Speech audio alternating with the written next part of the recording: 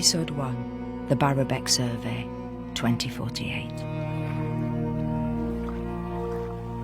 The village of Barrowbeck is the most remote site that we manage in our division, miles out in the moorland near the Yorkshire border. No one likes going there, and they're always grateful when I volunteer to do the quarterly survey. Still, they were dubious about me taking Natalie along. Wait until next time, they said. She's not ready for Barrowbeck yet, but she needs to know what's there.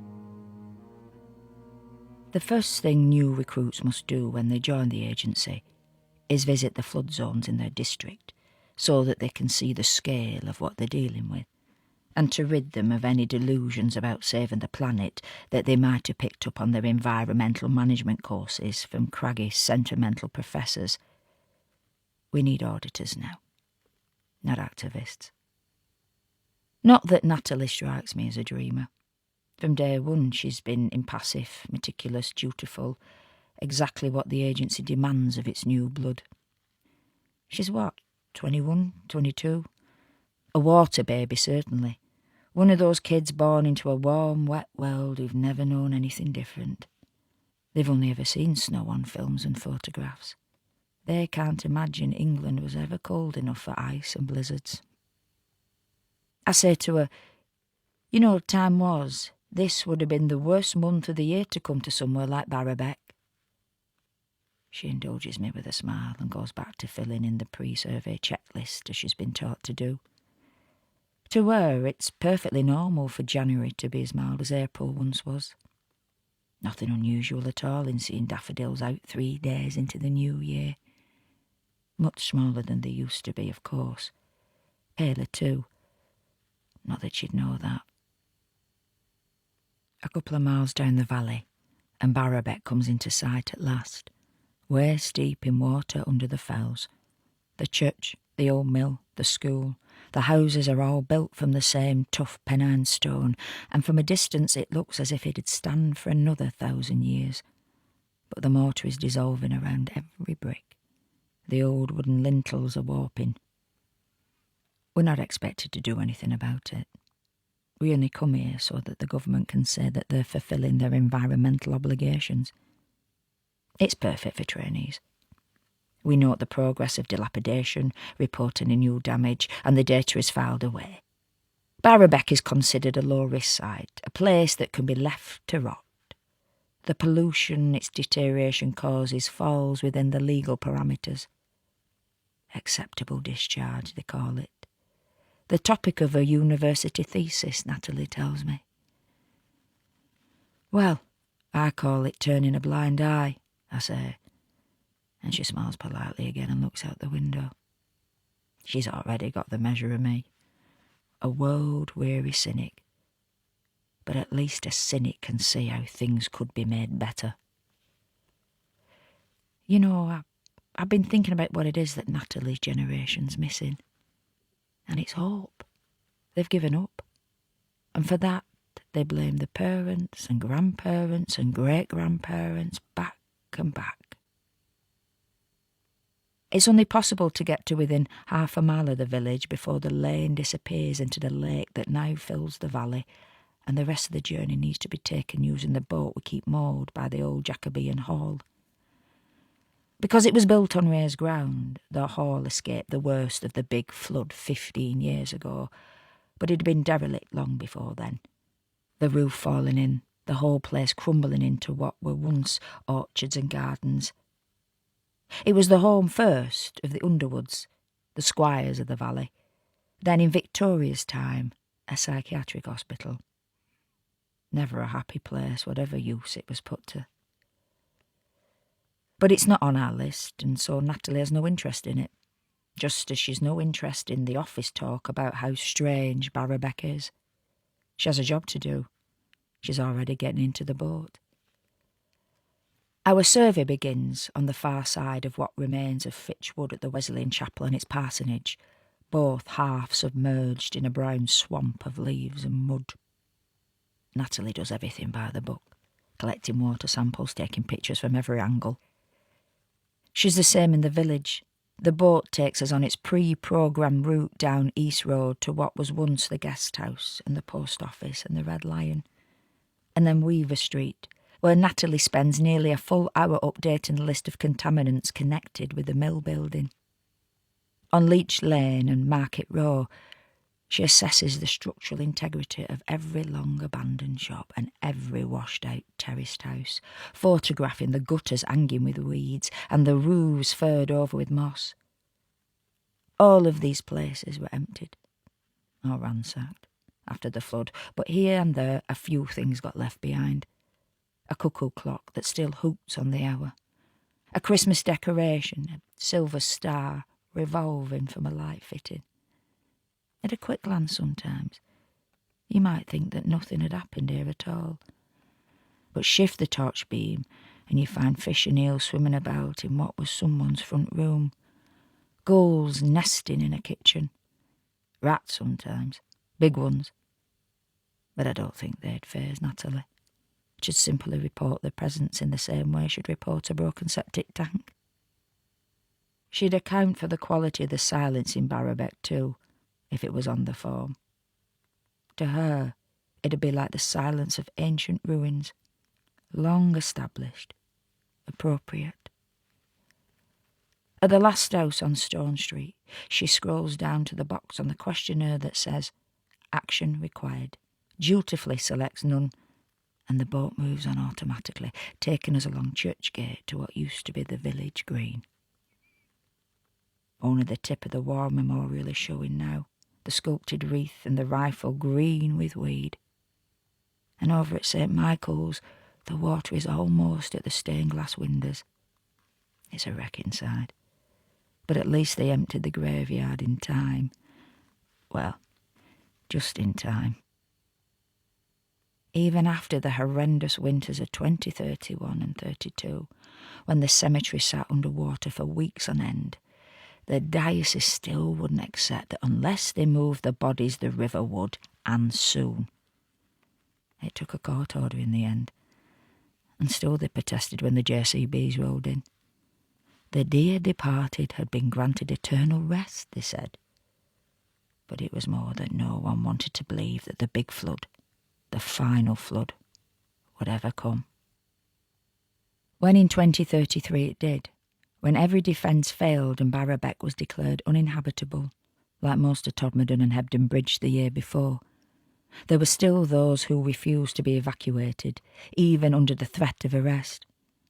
They tried to live on in the upper rooms of the houses, cooking on camping stores. Natalie will have seen the footage. She'll have shaken her head at the way people here, and in so many other places, were convinced that the water levels would recede as they'd always done before. Only the rain didn't stop. Eventually, most people gave in, went to live miles away in those emergency prefabs the government threw up on the outskirts of Leeds. But a few stayed on, defiant, and there were reports not long afterwards of bodies being washed downstream. Well, more fool them. Natalie no doubt thinks. Her lot have no time for sentiment. Whatever happened to Barrowbeck, it's just how things are now, they say. Whatever is lost, buildings, people, history is dispensable. History is an embarrassment. History was when grown people behave like spoilt children who now cry over what they ruined. It deserves to be carried away by the deluge. But the past has a way of lingering on regardless, even in somewhere like Barrowbeck. There's a clock still ticking, a homemade star still shining, and at the school next to the church, a painting clings to one of the windows of the infant classroom.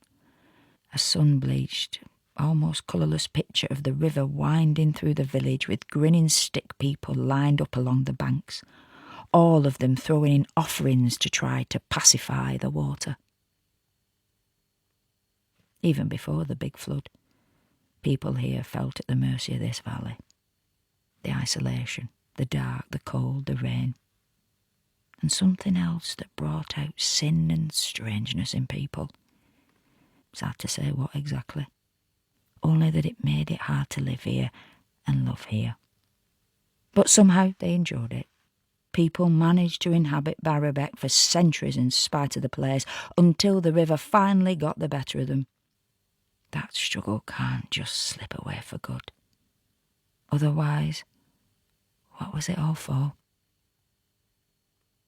A while later, with the last form completed, Natalie signs off the survey and the boat turns to take us back. But I tell it to stop, and it putters in the water. "What are we doing?" says Natalie. "Isn't it time to go?" "No, not yet. There's something else," I say. "But we've gone through the schedule. I've not missed anything." "This isn't on the schedule." "Then we should leave it alone." "I don't mean a building." "What then?" She checks her watch. "Look, we'll start to lose the light soon." "A few more minutes. That's all. I've found that if you stay here long enough and are quiet enough, you become, well, I don't know how best to put it, attuned to sounds underneath what you think is silence. You realise that Barrowbeck isn't silent at all. Some people only experience a kind of wariness. Some people don't pick up much more than whispers. Natalie might not sense anything whatsoever. She might be too detached, too focused on her job. She's already back on her tablet rechecking the forms. But as she goes through the pages, she starts to become distracted. Looking up, looking behind her. "What's that?" she says, turning around to peer at the school. "Is it a radio or something? There can't be a radio still working in there, surely." Hearing a different sound, she stands up to look past me at the houses. "Did you hear that?" she says. "How can there be anyone here but us?" She turns again. "What's happening?" she says. "Are you doing this? Make it stop, I want to go." She stumbles, rocking the boat. I remember what it was like the first time, hearing the chaos of noises racing in from all directions. "Sit down, it'll pass," I say. But before she can ask me what I mean, she clamps her hands over her ears, crying out as if she's been suddenly deafened. It's the shock as much as the pain. The voices rush in like floodwater, loud and torrential. Every story told at once, until the clamour of confessions and confidences and terrors is all that you can hear, until you can hardly breathe anymore, and you feel as if you're being submerged, as if you're drowning. But if you wait, they settle. They want to be heard, these voices, and they must be heard, especially by the young. Natalie needs to understand how it was for those who came before her. We weren't blind or careless or stupid. We were human.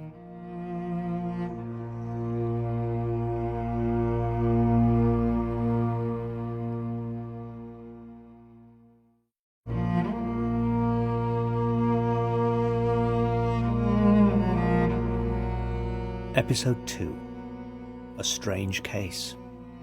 1782. It is a strange time in Barrowbeck. Young Abigail Calvert found dead by the river in Fitch Wood. 2 men accused. The squire's courtroom awash with fantastic tales. I am all too glad to retire for a few moments to collect my thoughts, as far as I can. "While we are in adjournment," says Squire Underwood, closing the door, "we shall endeavour to undo this peculiar story, gentlemen. What make you of it?" "They are murderers, my lord," Reverend Auswick says. "Nothing could be plainer. I say we condemn them as such and put an end to this absurdity.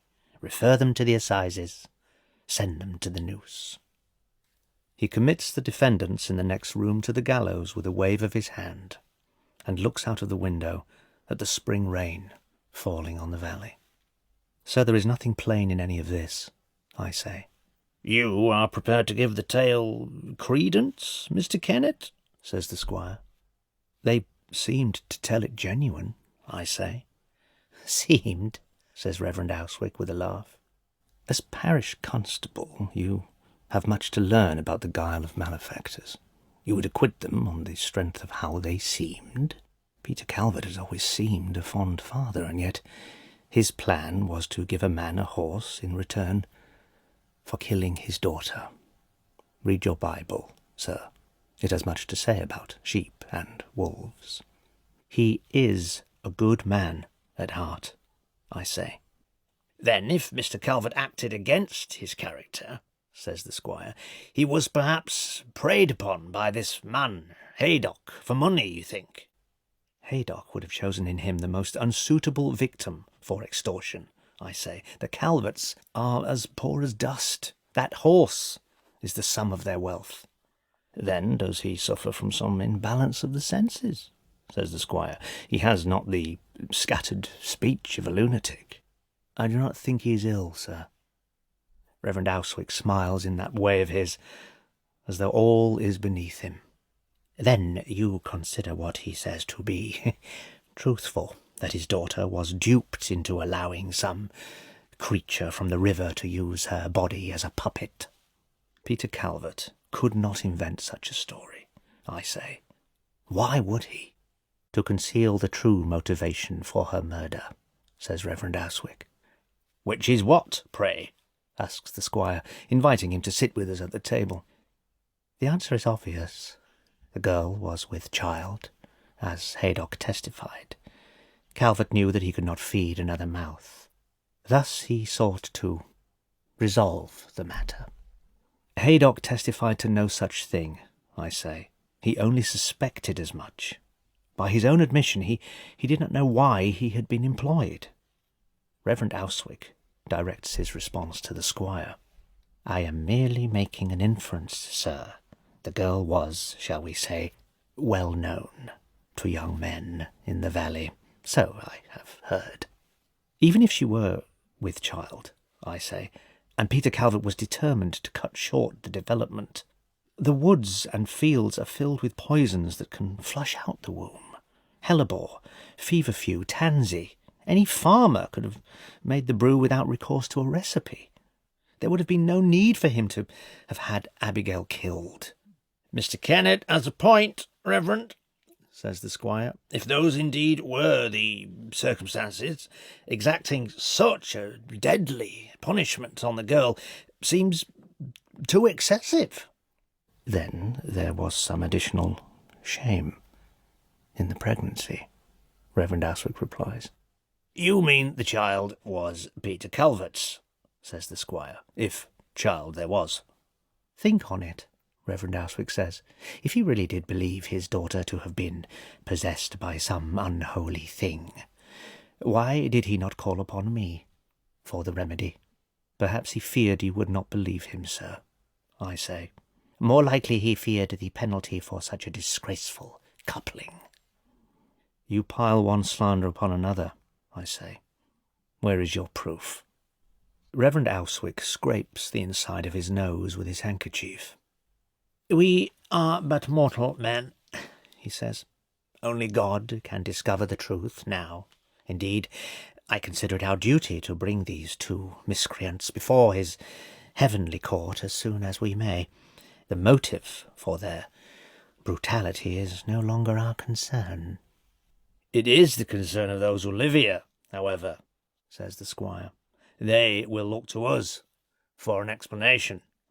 Then, sir, we must use the opportunity to enlighten them, Reverend Auswick says. Wean them off these tales of sorcery. Do you not think it absurd that they fear the river, the wood, even the dripping cave up on the fellside? Such things belong to the last century, not ours.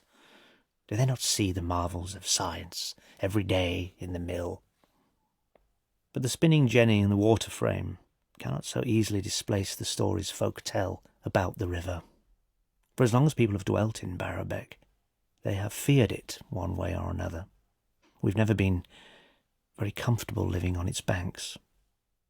Abigail had been spending much of her time by the river in recent weeks, according to Calvert, taking the horse there to drink every afternoon. He suspected it was an excuse to see a boy from the village. But one evening she returned to the farm, altered, he said, in a way that was profound and yet eluded him at first. All he could say was that whoever had come back from Fitch Wood was not his daughter. No one could tell but him. That was the cunning of the thing inside her. Only when Calvert began to follow her to the riverbank, he saw her eating things that turned his stomach. He watched her, licking the sweat off a horse's neck. Or not her, but whatever had stolen her body. He could see it, he said, looking through her eyes. Her strange, unblinking eyes, intent on doing him and his family great harm. None of this he told to Haydock. Presumably he thought Haydock would have laughed if he had. "It surprises me, sir," Reverend Owswick says to the squire, "that a man of your learning would give such a claim a moment's consideration." "And I have to agree that Calvert and Haydock were not insincere in their description of events," says the squire. "Well, if not insincere, they were most certainly deluded," Reverend Owswick replies. "Was not this Haydock reeking of brandy when he was apprehended?" "My understanding was that the drink was intended to restore his nerves after what he had seen." Reverend Owswick dismisses the idea with a brief, contemptuous smile.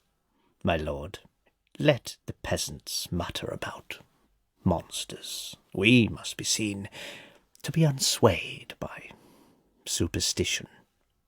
The squire thinks for a moment. "You are right, Reverend. We cannot endorse rumour."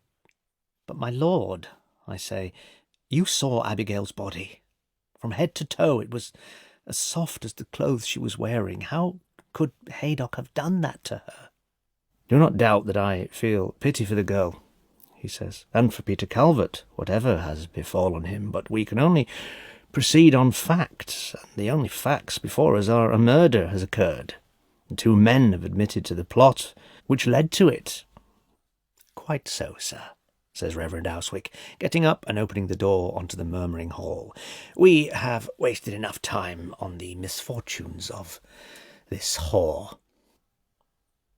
The case is duly referred to the Lent assizes, and the 2 men are taken away to the squire's cellar until they can be transported to Lancaster jail in the coming days. They make no appeal. Peter Calvert seems inured to the cries of his family.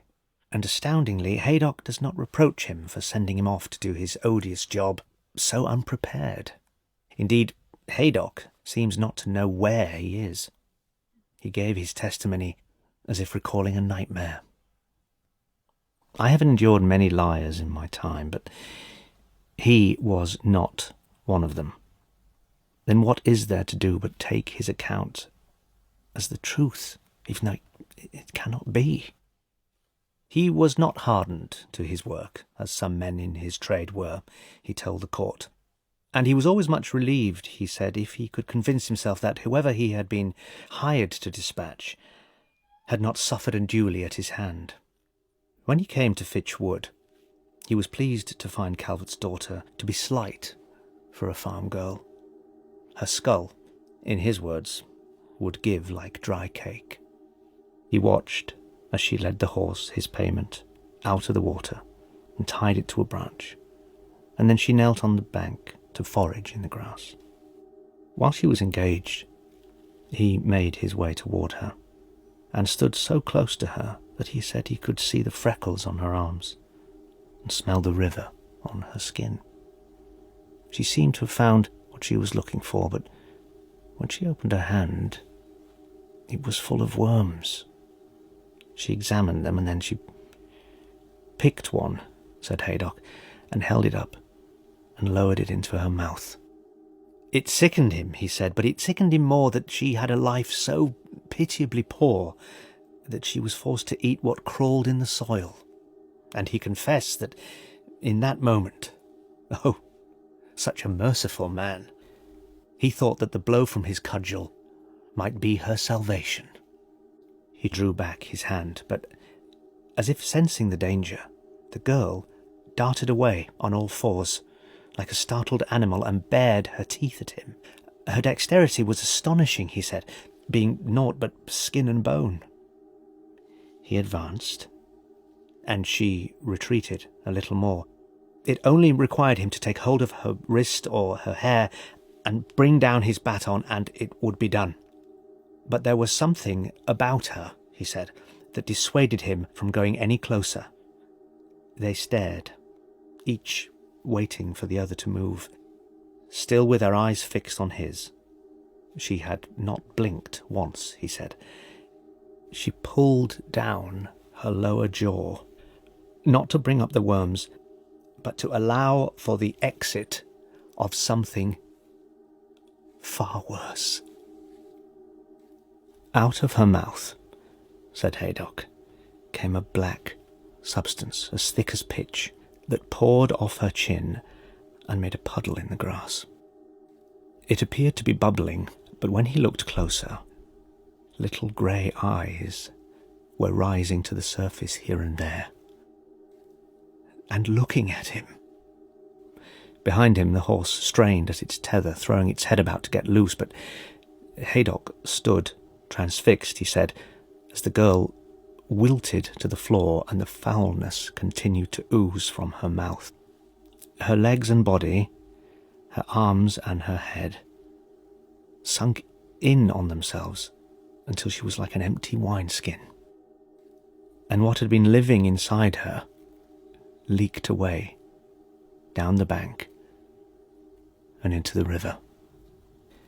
Then, as if bewitched, the water began to rise and roll and quickly whitened into a torrent so fierce that it broke its banks and sent him running, he said, as though he had the devil at his heels.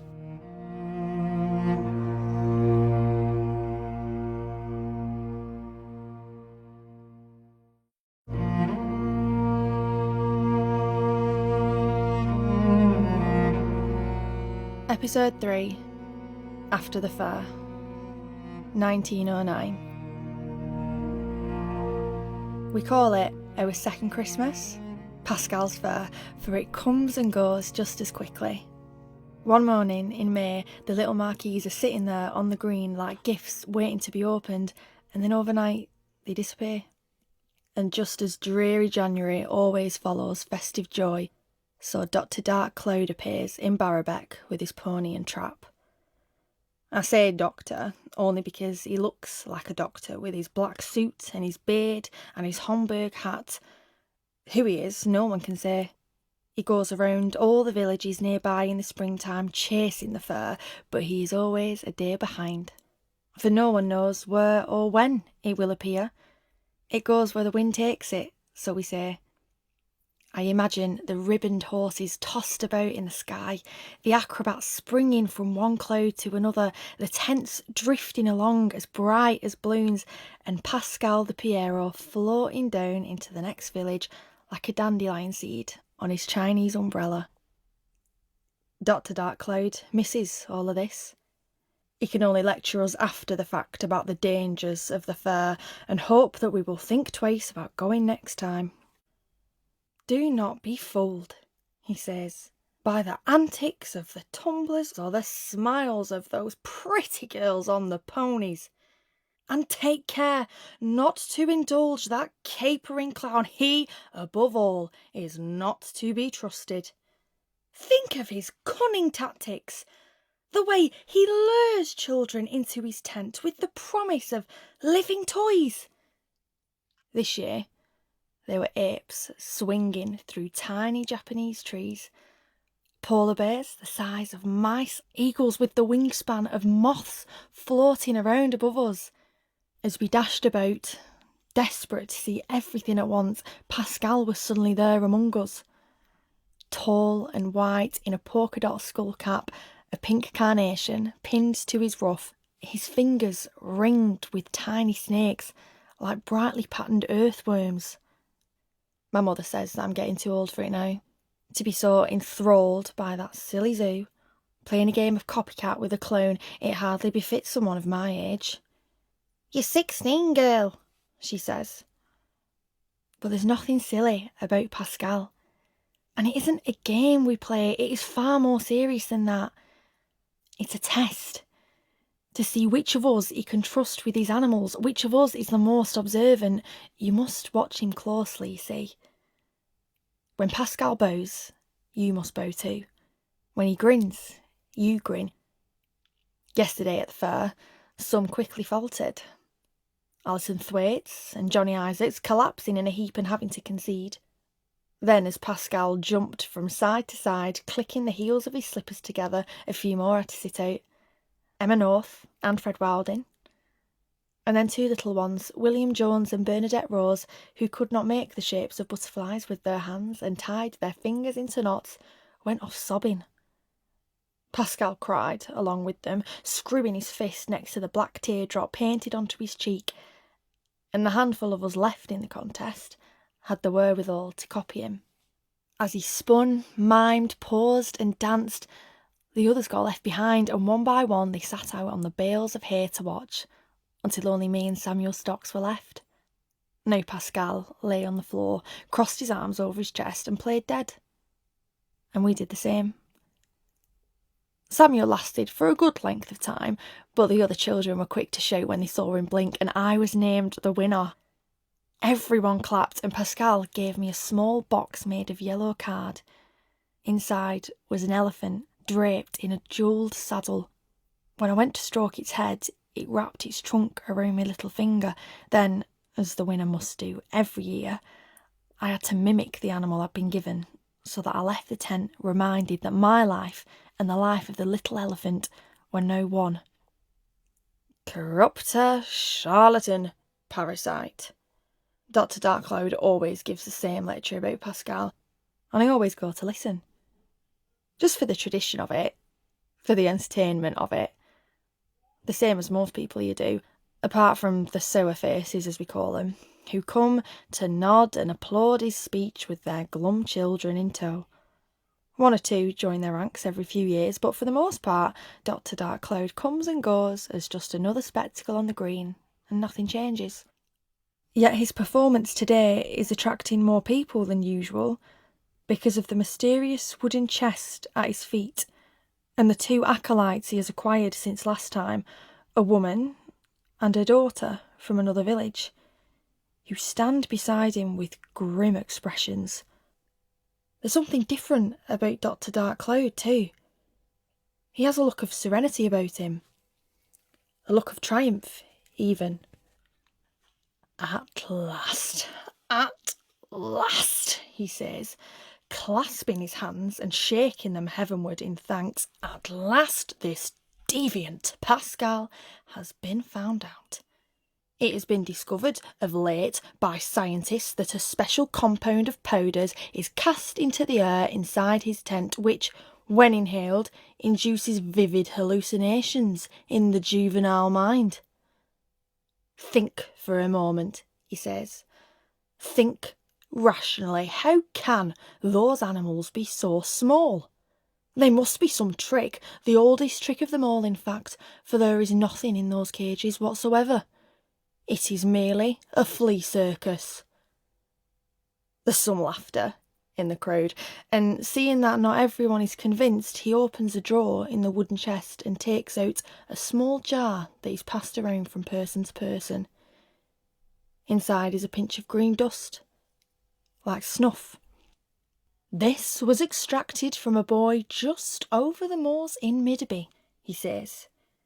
It is a dried blend of the toxic fungi that grows so plentifully here.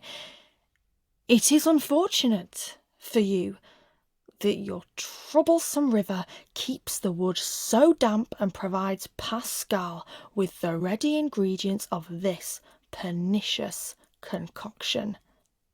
Even in a small quantity such as this, it is capable of tricking the brain into a permanent state of delusion.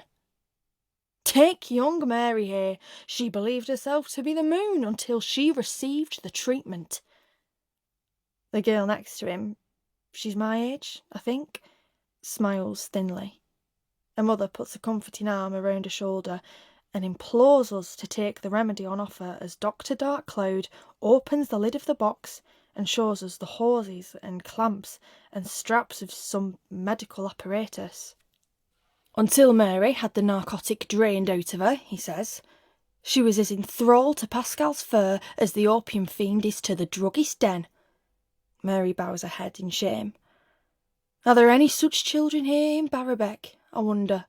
Calls Dr. Darkcloud.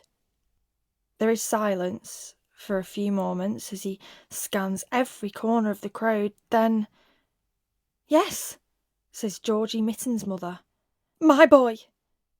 She's one of the sour faces, long since persuaded by Dr. Darkcloud that she should keep her son indoors when the fur appears. But her Georgie sneaks in every year anyway. Last time he won a tortoise that he keeps inside a matchbox in his pocket. As she drags him along, she's smiling and crying with relief. Georgie's misbehaviour is a constant source of anxiety to her, but now there's a reason for it. The fault lies not with him, or, more importantly, with her. The poor lamb's been contaminated. See how he struggles, says Dr. Darkcloud, how he resists the cure. This is Pascal's poison at work. Some of the other mothers call out to Mrs. Mitten to let the boy alone. Even the other sour faces look dubious about what this antidote will entail. What I say is true, is it not, young man? Says Dr. Darkcloud, hitching up his trousers and crouching in front of little Georgie. You do feel the fur pulling you in, even though you try to resist. He takes Georgie's face in his hands to stop him gawking at the crowd. You do not wish to be disobedient, do you? He says, and Georgie shakes his head. You would have me take away the temptation if I could. And Georgie nods, or Dr. Darkcloud moves his head for him. Good, good, he says, and stands up, giving a signal to Mrs. Mitten to take hold of the boy. She does her best, showering little Georgie with reassurances as over his mouth and nose is fitted a mask with 2 thick rubber tubes, one that pumps in air from a set of bellows and one that draws out the poison into a glass jar, like the one still making its way from hand to hand through the crowd. As Dr. Darkcloud starts to work the machine with his foot and Georgie squirms in panic, there are louder concerns from some of the other mothers and fathers. There is no malice in Pascal, they say. They went to the fair when they were young. But they are not to be listened to, says Dr. Darkcloud. They are more infected than their sons and daughters. In you, he says, the venom has fulfilled its assignment and made the fair seem nothing more than harmless fun. You are, without realising it, making fresh victims of your children every year. Before they can protest, he distracts with a wave of his hand. Look, now look, he says, and beckons everyone forward as he pumps at the bellows. Those at the front swear that they can see green powder starting to drift down inside the jar. Now they are intrigued. Now there are murmurs of admiration. The boy's badness is being removed right before their eyes with vacuums. Mr. Topley is relieved that he won't have his door knocked on after dark, and Mrs. Finch smiles to think that her apples will be safe from theft, and the boy will no longer be able to disrupt the class with stories about his miniature tortoise, thinks Miss Slater. When he next opens his matchbox, he will find it empty. But it's all just a show. These theories about powders cannot be true. I held the elephant in the palm of my hand not an hour ago. I felt its weight. I brought it to my nose and smelled its warm skin. I fed it blades of grass. There's a swell in the crowd, and I'm knocked aside as the parents of Johnny Isaacs and Alison Thwaites and Bernadette Rose, who all attended the fair illicitly, haul their children forward, jostling to have their little ones cured next. Not wishing to seem negligent of their children's health, others follow suit. Those parents who scoffed at the treatment before are now arguing about which one of them deserves it more. Soon there is a lengthening queue of bickering grown-ups and boys and girls crying, and the green is filling with more and more people, even those who do not normally turn out to hear Dr. Darkcloud speak. Some are catching their children before they can escape. And there's my mother, hurrying towards me.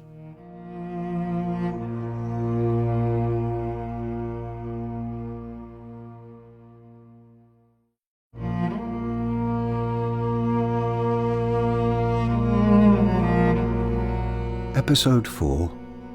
A few may creep back. They make one last attempt to persuade me. Mr. Collins, Mr. Addison, Miss Danbury. Come for a drink in the Lion, William, they say. The books can wait until September, can't they? I know how it must look to them. Me still sitting here working long after the children have gone. The summer term finally at an end. A chalk-dust bachelor whose only friends are these dead men on the walls. Blake, Hardy, Houseman, Yeats, Tennyson, Owen. At least come and raise a glass to Stephen Burdock's misfortune, laughs Mr. Collins, and Miss Danbury nudges his arm. You shouldn't joke. The poor lad's still in hospital. Perhaps another time, I say. I always tell the children to use pencil, but the last book in the pile is scrawled with red biro. It was Burdock, of course. He has drawn bloodshot eyes in the 2 O's of Anthem for Doomed Youth, and he has changed the title of The Send-Off to Piss Off, and drawn a hand with 2 fingers aimed at what I assume is a caricature of me. A large bald head, glasses, my skin riddled with cracks. I know what they call me. Dry Bones Jones, but I am not so arid as they think. I grew up in Barrowbeck. It's a poor place. That's not to say that bad behaviour is to be excused by an unsettled home life, but 9 times out of 10 it is the reason for it, and it makes it incumbent on me to give them the discipline they lack and long for. Yet Burdock, the new boy, he was an unknown quantity. He joined the class late, coming to Barrowbeck when they converted the old mill into an abattoir, and his father was made manager. He was a tall, stocky lad, and being intimidated by him, wanting his approval, other boys often took their cue from his behaviour, sniggering when I read Owen aloud, finding my passion for the words hilarious. Even though standing Burdock in front of the class and strapping both his hands with a cane jolted his little sycophants into silence, it made no odds to him. I'd never been unnerved by a child before. But the way he looked at me that afternoon, the depth of his contempt, well, it seemed that I could have beaten his palms until I cut through to the bone and it would have made no difference. A new breed, I thought, unmoved by suffering. Up until then, my class had always been quick to empathise when we came on to the topic of the war. The poems, the words, they'd always been enough. But perhaps Burdock and Company needed something more now, something tangible, and so, the next day, I took them to look at the memorial on the green. "Sir, did you fight, sir?" asked McEwen. "No, I was too young. In the Second War, sir, teachers were needed here. We are too scared, sir, Burdock piped up. I changed the subject. These young men, I said, turning to the names on the stone, Michael Wilding, Jonathan Isaacs, George Mitten, and the rest. They were not much older than you are now, although there are those who might say that they were luckier than some who survived, I said. Why do you think that might be? Sir, the hands went up, as for a moment they forgot about trying to please Burdock and tried to please me. Yes, Morrison. Sir, because some men came all mad, sir. They were shell-shocked, yes, I said, correcting him before Burdock latched on to the word. But he seized the opportunity to wrest back the children's attention and began to make a noise like a cuckoo, pushing out his bottom lip with his tongue and rolling his eyes. But what does it mean to them, William, really? Said Mr. Hood, the headmaster, when I reported the incident to him. Kids need to be engaged. Half a century's gone by since the summer. It's been 20 years since the last war. Teach them about battles with swords and horses, ones they can imagine. Leave the stuff in the trenches for Remembrance Day. It's all a little earnest, don't you think, for children? Well, they should hear it anyway. Shall they return to beatings of great bells in wild train loads? A few, too few for drums and yells, may creep back, silent, to village wells, up half-known roads. Samuel, I have tried. But if you could have seen the way Burdock was in the class, the way he encouraged them all to laugh as I read such things aloud, you'd realise what I'm up against. And it isn't only the children. Why don't I retire, they think, Mr. Collins, Mr. Addison, Miss Danbury. I know that's what they'll be saying at the Lion. I've done my time and then some. But will they take on the responsibility of all the words in these books? These who keep the cane at the back of the cupboard and call the children by their first names, and likewise insist that in the staff room at least I call them Alan and Roger, Stella and Phil. No, it's all about looking forward now. Newness. Forgetting. You are becoming ancient history, Samuel. The beautiful boy soldier disfigured. You are drifting as steadily into poetic cliché as unsatisfied love. When they finally brought him home to Barrowbeck, he recognised no one. Not me, not his mother and father, not even himself. He'd forgotten his own name. Still, his parents assured me that the river, the wood, the fells, they'd bring him back to himself somehow. I wanted to believe them, that even if nothing could repair his startling, appalling pocket of a face, the valley would at least restore the memory of what he'd once loved. It was late springtime. Samuel's parents sat him by the window so that he could look out over the fields towards the old hall and watch for the swifts returning, the first swallow.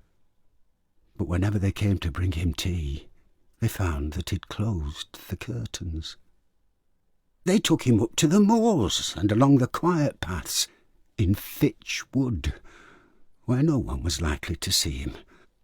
But there was always something distracting him, especially when we walked beside the river, something he desperately tried not to look at, and he'd become frightened and frantic and beg us to take him back to the house.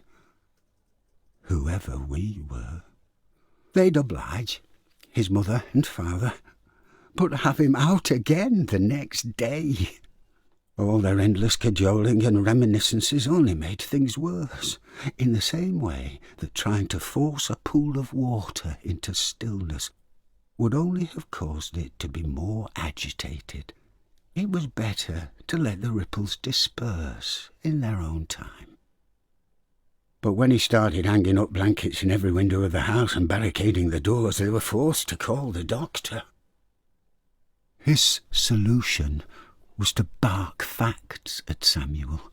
He had been injured at Amiens, he had convalesced in Hunstanton, and then been brought home to Barrowbeck.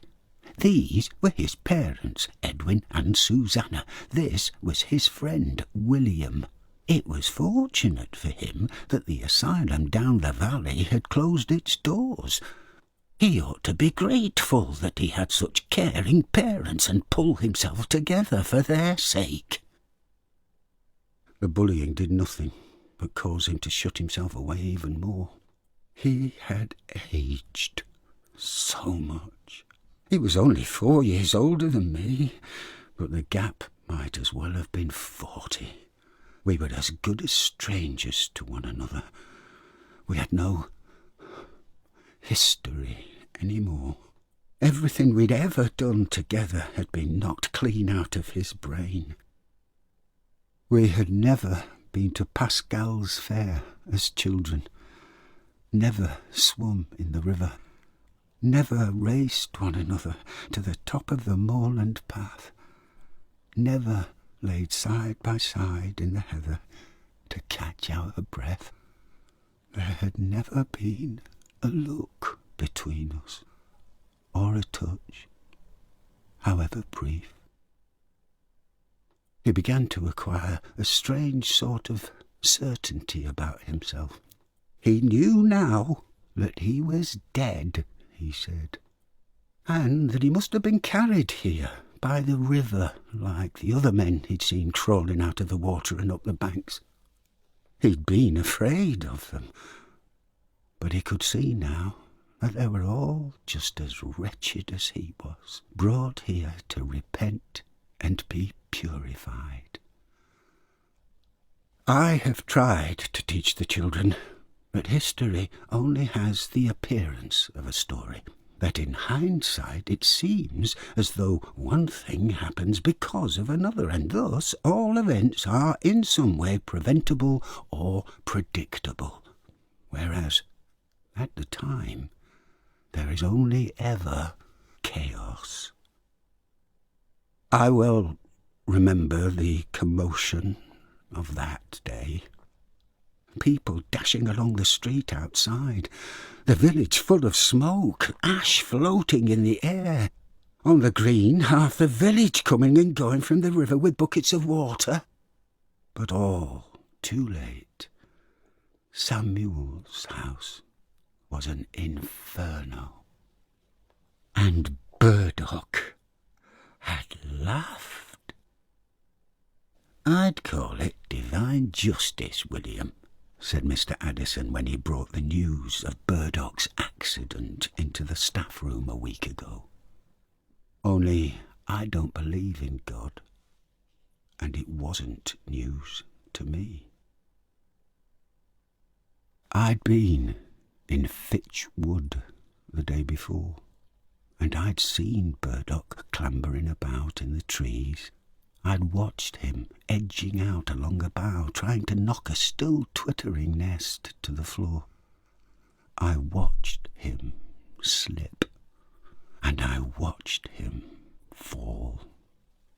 I watched as under his weight his leg snapped as dryly as the stick he'd been holding. I couldn't help but flinch when he started to cry out. But I wanted him to learn what it was like to be afraid.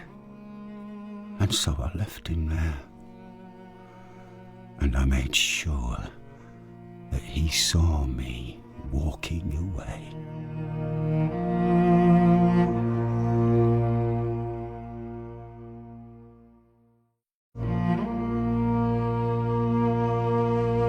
Episode 5, Natural Remedies. July and August have been so warm and wet that it's gone wild up here at the farm. The hedgerows along the lane are overflowing with honeysuckle and foxgloves, brambles and bindweed. The garden's given us more than we can possibly eat by ourselves. This year's lambs are the fattest we've ever had, so the mister says. Though he's not happy. There's something not right. The sheep can sense it, he says. They know the lamb best. He's animals, I'm vegetables. That's how it is now. I look after the allotment, and he takes himself off into the fields. He'd rather spend his time talking to the pigs or the bees than talking to me. Or he drinks. He's walked over the moors to the King's Head in Midderby this afternoon, so that he can keep out of the way. The Wilsons being here troubles him more than the weather. It's cruel, Rose, he says.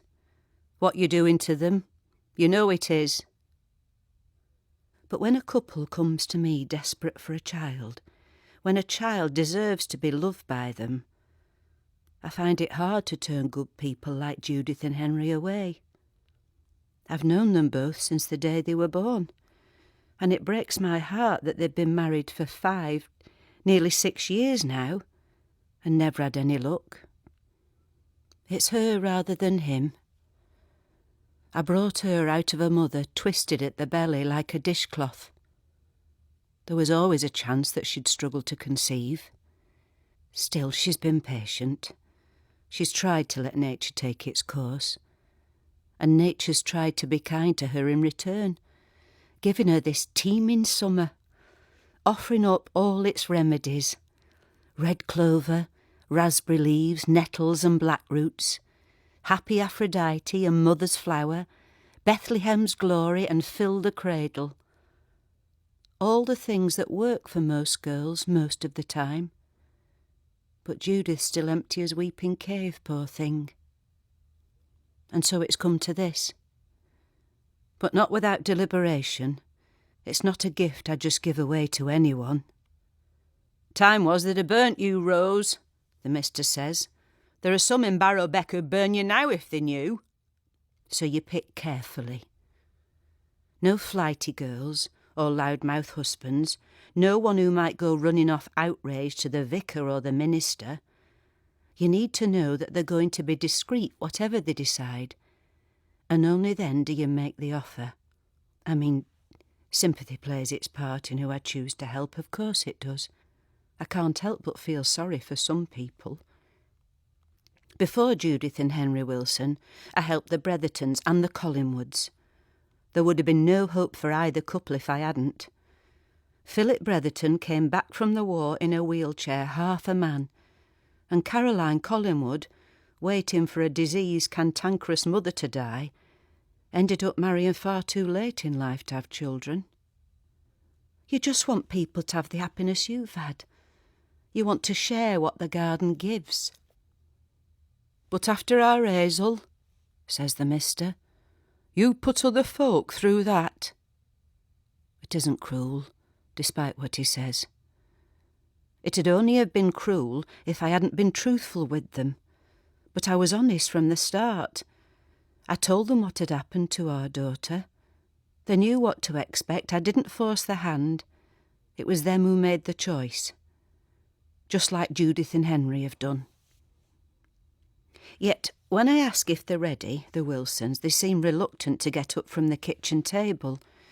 It's being here, I suppose, and realising that the idea of all of this is one thing and the actuality is something else. And I know that Judith will be asking herself again, if it matters, that it won't really be hers. I asked myself that too when our Hazel was on her way. Whether the ache of wanting a child was really the ache of wanting to grow a child inside me, and if I'd be satisfied with a substitute, if I'd be able to feel the same affection for something I hadn't carried myself. Though she'll have kept her own counsel, Judith, if she's anything like me, it's hard for the husbands to understand. When they imagine having sons and daughters, They're always already fully formed in their minds, dancing around the maypole or flying a kite. A father never quite thinks of his children in the same way as a mother. They're onlookers. They've both been restless, Judith and Henry, since they arrived. Having to wait for the rain to stop hasn't helped either. It's only made them more anxious sitting here drinking tea. And even though it looks as if we'll have another shower soon, I say, "Come on while it's fine," and open the back door. Time's getting on. They follow me, hand in hand, thankful that the weather gives them something to talk about. And in the allotment, the mint, marjoram, thyme, sage and rosemary have grown so rampantly that they can justify pausing for a few minutes to enjoy the smell. Judith picks my brains about growing onions, and Henry asks after our Tamworths, but they're not interested in the answers. It's just talk to put off going into the greenhouse. They both keep glancing at it and watching the smoke spilling from the chimney. It must seem strange to them that there needs to be a fire lit when it's so muggy, but the greenhouse can turn cool when it rains, and by this time in the afternoon it sits in the shadows of the ash trees. It doesn't do to have these fluctuations, and so in the last few weeks of ripening, I always make sure that I try to keep the temperature even. When we go inside, Judith and Henry are on edge again. They linger amongst the pots of winter potatoes and tomato vines, staring at the raised bed, and the plant sitting there in the dark soil, like a cabbage the size of a pumpkin. I've fed it every day with water from the river, and it's grown well these last few weeks. They always do. I give them a moment to take it all in, and then seeing that they're still wary, I place their hands on the globe of leaves. I say, "There, can you feel it?" There's a certain firmness to these plants when they're ready to peel. "You two stand on the other side," I say. "I'll need a bit of room." Henry's not sure what to do with himself, not having a basket and a blanket to fiddle with like Judith, and he looks as if he's itching to help. But it's best if I play the midwife, just as I do down in the village. It's an intricate, messy process. You need a bit of brute force at first to take off the husk. The outer casing is thick and dry, but underneath the layers are more delicate, more like wet skin. And I have found it best to use a wooden butter knife to get under the edges and peel the leaves back. It's not a very pleasant job. They ooze an oily yellow fluid that has the smell of water that sat too long in a vase. But they don't notice. Judith just wants to see the present unwrapped. With the first section cut away, she lets out a short breath and smiles at her husband. "Did you see?" she says. The leaf I'm picking at is bulging, and when I manage to fold it back, there's a little pink hand beneath, clenching and unclenching. Thankfully, there are only 5 fingers this time. The Bretherton's boy had no end of names thrown at him. After asking my permission, the funny thing, it's her child now, Judith touches the baby's palm, and it grips her thumb so hard that it makes her laugh. They're always born strong. There's plenty of chub to the forearm, and it's a meaty-looking foot that's wedged between the baby's elbow and its hip. They grow very curled up, these children, with their knees next to their ears, their spines bent like caterpillars, and they spring open with some vigour when the leaves that have held them in place are taken off. The other arm fights its way out, then the other leg quivering. Another layer or 2 down, and there's a tissue-thin flap of skin covering the baby's face like a caul. The nose makes a little tent, the mouth a little hollow, as it moves its head from side to side. I know it must look heavy-handed to scrub the film off so quickly and to scrape out the green straw from its throat, but they have to start breathing for themselves as soon as they can. You want them wailing, just like any other child. And quick enough, when its mouth is clear, it starts to bleat in that lamb-like way of newborns. It has all its teeth already. Its tongue is black and sharp like a little thorn. It is sexless, as they always are, though the Wilsons have decided to bring it up as a girl and call it Lily. Keep her still now, I tell them, and while Judith holds each jiggling leg, kissing the feet and shushing the baby's cries, Henry pinions the arms so that I can snap off the stalk growing into the navel. He looks on, mesmerised, and, bless the lad, I have to ask him twice for the water. They come out a mess, these children, with strings of resin stretched like gum between their legs and under their arms. The heat of the wood stove has taken the chill off the water, but even so, Lily cries bloody murder as I wash her skin and clean out the sludge from her nose and her ears. She's still screeching when I hand her over to Judith, who's been waiting tearfully and joyfully with the blanket. Having not borne the child, the weight surprises her for a moment, alarms her a little, I think. But she wraps the baby tight, as though she's bandaging a wound, and holds it to her shoulder. Petted and comforted, Lily quietens down and looks at me with her brilliant green eyes. They're always green when they're first born, though they fade as they get older, as they get closer to the time. That's one of the signs, in fact. They know that they won't have long with the child, Judith and Henry. I told them that from the off, just as I told the Collingwoods and the Brethertons. Our Hazel was only just 13 when we started to notice her changing, though we didn't know what it all meant at the time, of course. She started to sleep for longer. Her appetite went. She stopped talking. And then her skin began to dry out. So quickly, too. In a fortnight it went from paper to lace. But she wasn't in any pain, even though the mister thinks otherwise. Her mother knows. These children don't suffer any more than a leaf suffers when it turns brown. Nor does the rot come as a surprise to them, in the way that a tree is never shocked by autumn. But it's as if they're just toys to play with, the mister says. I say that it's more like enjoying a garden. It's what they grow, what they produce. Which is love, in forms as various as the wildflowers along the lane. Love, the promise of. Love, the finding of. Love, the gaining of. Love, the memory of. How it persists, unlike everything else in nature.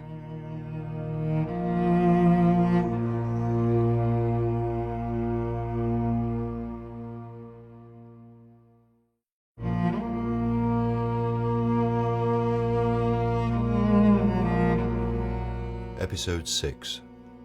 Pity. In your own time, James, she says. We're all friends here. No one's going to judge you. They said at the clinic that it would do me good, this group. Church Hall every Tuesday. They're very sympathetic, they said, but I've been coming here for weeks and I still haven't said anything. Maybe next time, she says, rubbing my hand. And I sit there, silent. It all makes sense when I say it to myself, but I'm not so sure how other people would take it. And I have to tell it right if I'm going to finally get Nicholas out of my head. He was one of the children my father brought here that summer years ago, 20 years ago now, from Salford or Bolton or Burnley, I forget which. One of the dozens of boys and girls deemed to be in need of some fresh country air and God's enduring love. The group Nicholas came with were the same as all the others. As soon as they arrived, they were like caged things freed. Some shot up the trees, Others threw stones at the windows of the chapel. 2 boys started fighting over who was going to ride the bicycle they'd found leaning against the wall of the parsonage. My bicycle. My birthday present. I turned 13 that day. The youth worker did her best to rein 'em in, clapping her hands and telling them to remember what they'd learnt about being respectful, leaving my father to help the last person off the bus. I thought at first it was the youth worker's colleague, a small, elderly man, but it was a child. The boy, 10 maybe. It was hard to tell the way he hobbled. His legs were terribly bent, his thick boots like things he'd been prescribed. Father brought him over to me with his hands on his narrow shoulders. "James, this is Nicholas," he said. "He's new to the youth club, aren't you?" The other children jostled past him in a game of tig, ruffling his hair and patting his face. Nicky Ricketts, they called him. "Nicholas, this is James," my father said. "He'll look after you." The boy glanced up at me. He was so small, he might have been even younger than I thought. I half expected him to start sucking his thumb, for the meat on the bone as much as for the comfort. My mother had reminded me, as she stood in the kitchen that morning baking in preparation, that these boys and girls were often malnourished. She mouthed the word, rather than saying it out loud. She came out of the house calling, "Who's for lemonade and cake, then?" But Nicholas stayed at my side, chewing the skin around his thumbnail. I said to him, "Don't you want a drink?" He shook his head. I wondered if he was going to be one of those children who never spoke the whole time they were here. There'd been a few like that. While the others sat on the lawn, sucking through straws and licking buttercream off their fingers, a little girl came over and filled me in on everything I needed to know about Nicholas, talking about him between sips of her lemonade as if he wasn't there. His mum was on the game, she said. His dad was in strange ways.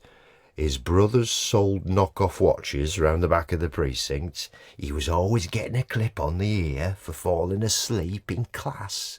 He smelled. No one liked him. None of this, she said with any malice. Those were just the facts of his life. "Now, James," my father said, coming over, taking me aside, "Nicholas isn't able to swim. And you can see why," his expression said. "There's no need to go into details. So I thought you might take him fishing instead. What do you think?" He phrased it as a question, but it was really a demand, or an opportunity, rather, to demonstrate my goodness. God was always watching. While the others mucked about in the shallows near the bridge, I took Nicholas into Fitch Wood, along the path to Abraham's pool, a wide, reedy pond that was deep even in the summertime. Since I'd finished school, whenever I'd been allowed time off from church duties, I'd gone fishing there. I wasn't supposed to. Everyone else in the village avoided it, which suited me fine. It was a place I went alone, to be alone, and I was reluctant to share it with anyone else. It would be a bore to have to spend my time teaching a novice. Worse still, to have him watching me all afternoon, which is what it seemed he was going to do. "Why don't you go and paddle or something?" I said. "Over there." There was a spot in the shallows, well away from me, where I wasn't likely to catch him with the hook. He took off his boots, rolled up his jeans, and shambled into the water, holding on to the willow branches as he went. He gave a little gasp at the cold and grinned at me, and I saw that he had no front teeth. "Empathy, James," my father liked to remind me. "It's all about empathy." But I just couldn't imagine the lives of these children. I couldn't put myself in their shoes, especially not shoes like the ones Nicholas wore. My father had convinced himself that he was making a difference, as he put it. But he ferried these boys and girls to Barrowbeck only for the same reason he'd allowed a tramp to stay in the box room over Christmas one year. The same reason he'd invited an ex-thief to give the sermon at Pentecost. They were a means to an end, living lessons in humility. He preached about the duty we had as Christians to show our solidarity with the poor and needy. But it was all just words. It wasn't empathy anyone ever felt for the wretched souls he brought here, but pity. It was really, thanks be to God that we are not like them. Hopeless, toothless, malnourished. They came and went, the tramp, the thief, and I never saw them again, just as the children I was made to befriend for an afternoon never returned. It was as though a glimpse of compassion was all that was needed to set their grisly lives on a better course, so long as they left the valley feeling that kindness was at least present somewhere in the world. Then we could feel content that we'd done enough. God would see to the rest. It was all about feeling this, feeling that, never actually doing anything. How resentful I was. Boys are, at that age, mostly of themselves and their limitations, though they don't quite know it or want to admit it, of course, and so it all comes out as anger towards everyone else. I was angry with my mother and father, angry with the saintly, satisfied congregation, angry at the fact that these children had been foisted on me all summer, like a penance for something I hadn't done, and at the children themselves for believing the valley to be a playground when it was really a dungeon. It was lonely and dull. There was nothing whatsoever that these children should covet about Barrowbeck. Did Nicholas think that it was cake and lemonade here every day? Up to his knees in the water, he looked at me expectantly. "You mind you don't go off anywhere," I said. "Are you listening?" Sounded like my mother. But what difference did it make if I was harsh with him? At 6 o'clock, he'd be taken back to wherever he'd come from, and his life would continue to run its violent course, regardless. I turned my back to him, tried to lose myself in what I was doing. I'd see out the hours, do my duty, and then I'd be free of these children, until the next lot arrived. I don't know how long it was before I noticed that Nicholas had disappeared. But a while later I looked over to find him gone.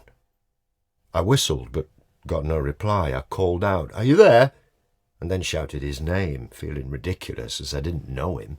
I assumed that he'd got bored and gone back to the bridge to be with the others, but if he had, then my father would have come and found me and asked why I'd let him wander off on his own. Anyway, his boots were still there where he'd left them. He couldn't have gone far. Laying down the rod, I walked around the edge to where he'd been paddling, rehearsing all the things I'd say when I found him, and I told him to stay put. Was it my job to babysit him? Why had he come here at all? As I came to where his boots lay in the grass, there was some sudden movement under the water, and I thought it must be the fish that had been eluding me all afternoon. But it was Nicholas, flailing about. It was strange. I hadn't heard a splash or a call for help. The only thing that I could think was that the mud he'd been standing on had given way, and too quickly for him to cry out. He might not have been able to swim, but all that kicking should have pushed him to the surface anyway. I couldn't understand what was preventing him from coming up for air. He was only inches beneath the water, only a couple of feet from the edge. I got down on my belly in the grass, tried to reach him with a stick, and then shuffled closer and tried again with my hand. Only, when I touched the water, it was solid. as if the entire pool had iced over. Despite the heat, I could have walked from one side to the other. Suddenly a hand appeared, then another, splayed like little starfish against the underside of this glassy crust. Nicholas's face looked as if it was being pushed hard against a window. His features distorted. He beat feebly with his knuckles. My fists and feet made no dent either, nor a heavy branch, which only snapped and skittered into the bulrushes. Again and again I struck at the pond with a sharp rock, until my arms ached. My hands were torn, but I couldn't see him for all the silt and bubbles. And then there was stillness, and I stopped, and the water cleared enough for me to see him dropping away, out of sight, his blank eyes on mine. They had to drain the whole pond to find him. My father made excuses for me. I'd been too overwhelmed in the moment to act. It had been wise of me not to jump in and try and save the lad, otherwise the tragedy might have doubled. But I knew that he was wondering why I hadn't run to him for help, why I'd gone to Abraham's pool in the first place, why I'd been staring so bewilderedly into the water when he found me. And because I couldn't tell him what had happened, he couldn't quite ever disguise his suspicion that I was keeping something from him, that I was guilty of something terrible. Perhaps I was. A terrible thought, anyway. The truth was, I felt happy for Nicholas. It was all over for him. All that pity.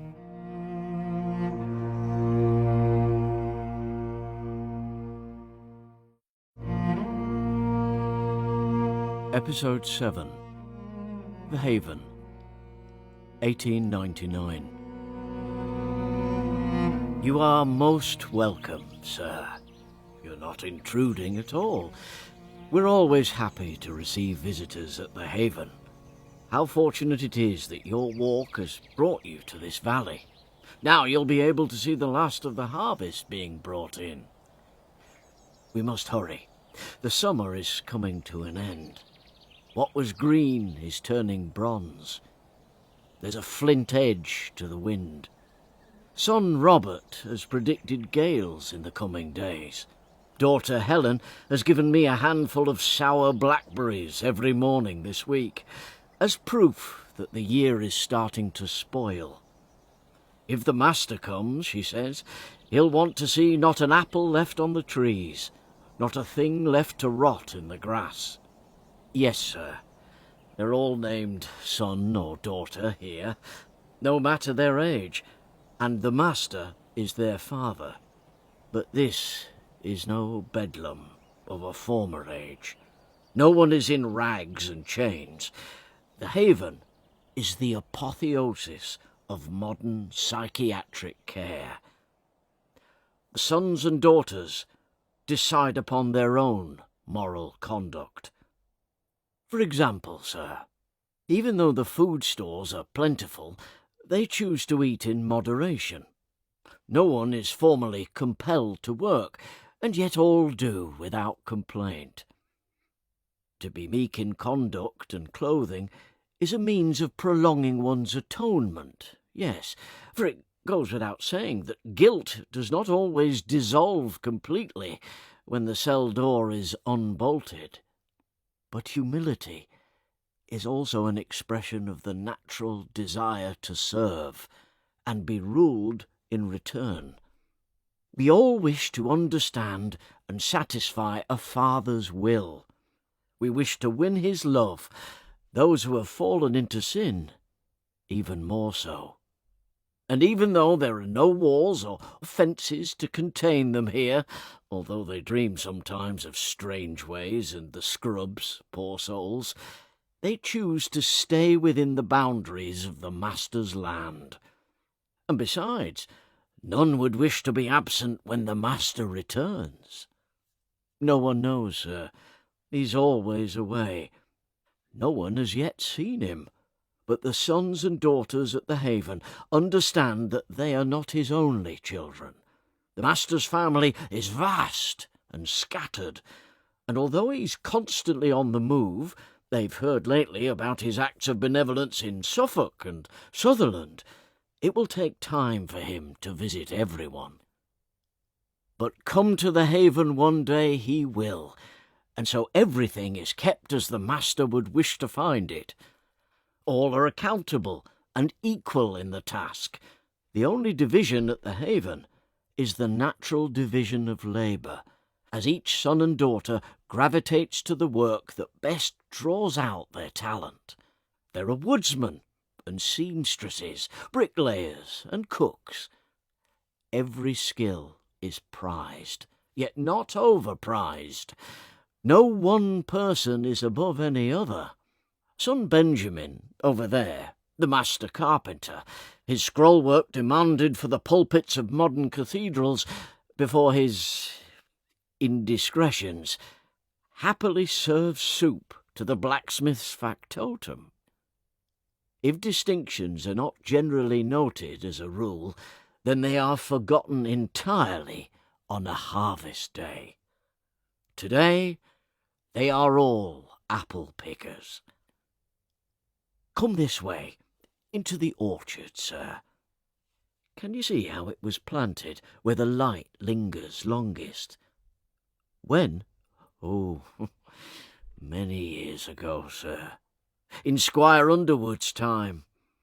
The apple trees are deeply rooted. See how the sons and daughters swarm around them as tenderly as bees. The scene is of an antique peasantry, is it not? As though a painting by Bruegel has been brought to life. I count it a blessing, sir, that even as we find ourselves at the threshold of a new mechanized century, the bucolic ideal lives on here at the Haven. We are not slaves to the steam engine, but servants to the seasons. Everyone plays their part today. The more agile use the ladders. The others glean the grass for windfalls, keeping even the apples that are soft and wasp-eaten to feed to the pigs. Nothing is wasted. These men and women see themselves in these inferior specimens. The master's compassion has shown them that even things spoilt have value. Take daughter Rosalind. There. She strangled her child.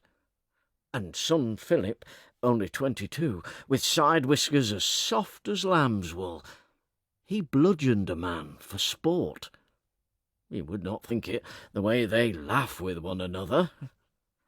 Some might argue, you may think it yourself, sir, that given the severity of their misdeeds, they have no right to ever be truly happy again. But the master does not expect them to show perpetual remorse for their crimes, only fidelity to him and to the success of the Haven. And success is abundant here. The Haven is renowned for its bounty. Its milk is as thick as paint. Look now, here is daughter Emily, come to show you the best of the apple crop. It is in rude health. The foxwhelps and the Ribston pippins are as red as radishes. The bloody ploughmans as purple as beetroot, and all are plump and heavy in the hand. Yes, you may take one, sir, if you so wish. The temptation for the sons and daughters to eat as they work must be strong, is it not? You ask. It must happen, you say, and there's no harm in it, surely. With an acre's worth of orchard, with 20 trees producing, 30 bushels each a year, An apple or two per person wouldn't compromise the annual yield?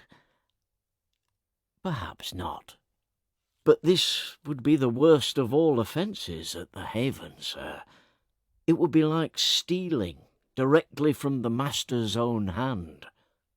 Ask the sons and daughters, and they will tell you stories of other places, like the Haven, where the master's children have been roundly punished for theft. A son in the south was birched by his siblings for enticing them into stealing potatoes. A daughter in the east starved for encouraging others to eat the cheese out of mousetraps. Examples must be made from time to time to reassert the master's expectations. It is a most effective strategy. You will detect in their voices here not only reverence towards the master, but a note of envy too, that the good sons and daughters at these other places have had the opportunity to prove their loyalty to him by rooting out the serpent, the opportunity to see the master pass sentence, for only he can do so, and whenever it's necessary for him to punish the tempter of his children, he always appears. On a white horse, they say. Which is why they all secretly long for someone to transgress here at the Haven, so that they'll finally see the master ride in and know his grace for themselves. To desire what is undesirable is an age-old paradox. If you've read Mr. Fraser's book, sir, you will know that in many primitive societies what is considered taboo is often acted out as drama, a dumb show, some piece of puppetry or mummery, lest it should become even more of a temptation by virtue of being hidden. And so it is at the Haven. See, as we speak, they're coming back out to the orchard with their baskets to silently recreate their afternoon's labour. We are to join them, sir, if you'll come and play too. It'd be considered discourteous to simply watch. You'll note, sir, that every movement, every face is more exaggerated now. Make your smile wider, your mimed laughter heartier. There, that's it. You fit in well here, sir. But now, what's this? Oh, can you see? Son Barnabas, the one as bearded as a hermit, suddenly looks about him furtively and takes a bite of the invisible apple he's just twisted off the branch. Daughter Catherine has caught him and is at first outraged, but then, seeing his delight and watching him wipe the sweet juices from his chin, she sneaks a mouthful of her own apple too. Did you see her? Now, look this way. Daughter Ellen has noticed them from the corner of her eye. Now son Christopher, now Solomon, now Clarice, Violet, Cecil. One by one, they'll descend into a contagious frenzy and gorge on the imaginary harvest. Watch them now. Don't they do it well? Kneeling with their faces in the grass and gobbling like swine. But nothing takes away the pain of their guilt. Those men, the ones still nosing around in the grass, they represent the hopeless cases, sir, drunk on the ferment of iniquity, unable to stop themselves. Oh, I agree, sir. Even though it is theatre, it is a pitiable thing to see. Just like children, they'll try to find someone to blame for their temptation, someone to offer up to the master. Yes, they're looking at you, sir. Why are you surprised? You're the only one holding a real apple, after all. The one you chose to take earlier, from daughter Emily. And it was a choice, sir. Sin is always a choice. We must prepare you for the Master now. We must bind your hands and fill your pockets with stones, for the river is running fast and wild. The Master will not want you swept away when he leads you into the water. All this we do with love, with gratitude, sir. It is you who will hasten the Master here to the haven. It is you who will finally reunite a father with his sons and his daughters. Think of that. Now, come with us to the gates and listen out for the sound of hooves on the road.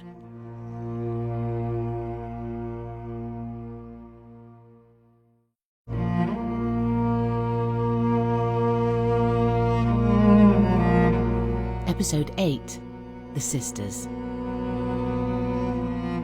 They must be 70, these two, and an old 70 at that. The one in the yellow-tinted glasses looks like she struggles to see as much as she struggles to speak. Her eyes are wet and cloudy, and she whispers in a sort of rasp that the other one, puffy with edema, has to interpret for me. "My sister says there's a storm forecast for later," she says, as they lay out my lunch. Rather sweetly, or oddly, they're dressed, as they have been every day, in matching twin sets and tan leather shoes with identical chiffon scarves around their necks. But I'm not sure that they actually are sisters. Even beyond the fact that one's a beanpole and the other's built like a side of beef, there are no shared likenesses at all. Perhaps before they ran a guest house, they were nuns, sisters in that sense. They both wear dainty crucifixes. But in my mind, they're really lovers and call themselves sisters out of propriety, as women their age might do, especially in a place like Barrowbeck. "You have remembered that we'll be closing up for the winter this afternoon?" says Beefy. How could I have forgotten? She's reminded me every time she's seen me. "We'll be locking the doors at 5, she says. "I'll be away before then," I say, though where I'll go, I don't know. I can't go back. That old story with Martin is done with. She can see that I'm disappointed. "It's the weather, love," she says. "We get terrible floods at this time of year. You don't want to be stuck." And her sister grinds something out of her throat, in agreement. She says you're best setting off sooner rather than later to be on the safe side. Beefy translates, though Beanpole can't have said all of that. To press the point, they both look out of the window at the granite skies over the fells and the village. But it's so theatrical that I can't help but smile. I don't blame them. They must have told me a dozen times that they'd never had anyone wanting to stay so late in November. It was, of course, a roundabout way of asking why I'd come to Barrowbeck, but it was just where I'd ended up. Telling them that I'd been looking for somewhere quiet to write only piqued their curiosity, or suspicion, even more. They were worried, I think, that I was going to write about them. Well, they are perfect for a story, it has to be said. Living in this museum of a house, pretending to be sisters, dressing as twins. They're the kind of characters that are catnip to a writer. And there is an odd smell about them, actually. A flowery, almost pharmaceutical perfume that old women often apply as liberally as their rouge. But something else that makes me think of a zoo. They have at least 3 large, loud dogs in the room along a hallway labelled private, and a host of watchful cats that loll about on the stairs. They keep rabbits too, I think. Lots of them, by the look of it. The girl from the village shop who delivers the food has been bringing in a bale of straw every day. While I eat what they served me, a slice of meat pie, minted peas, potatoes, bread, a boiled egg, halved and heavily salted, the sisters hover about in the dining room, polishing things that don't need to be polished. They're itching for me to hurry up and leave. And as soon as I've finished, they're at my table collecting up the crockery and cutlery. "You'll have to let yourself out when you go," says Beefy, wheezing under her own weight. "We'll be busy this afternoon." "Of course," I say to her. "I'm sure you have a lot to do." "Aye, and we're already behind." They must drive each other to distraction over the winter. I mean, they can't get out much, what with Beefy's enormous ankles and Beanpole's eyesight. She must lose her voice completely in the damp and cold, too. That flouncy purple bow round her neck hides a scar, I reckon. Throat cancer, from fags and booze. Oh, I bet she's an old rascal, on the scotch at noon and asleep in front of the telly by 2. Beefy's the sensible one, the practical one. She uses the winter months to make jam and bottle things in vinegar. She organises for skirting boards to be painted and roof tiles to be replaced. She looks after the house as she looks after herself. Her small mahogany wardrobe is full of tasteful tweeds and ivory blouses, the same as Beanpole's. I imagine them shopping together, the two of them on an outing by bus to Skipton or Bradford, laughed at and pointed at. Two peculiar moths out in the daytime, emerging from the changing rooms of department stores, in the same clothes. And those conversations they must have every morning about what they'll wear. Does one of them ever refuse to match the other? Who compromises in the end? Beanpole, probably, just so that she can be left alone with a double of something strong enough to take the edges off the day.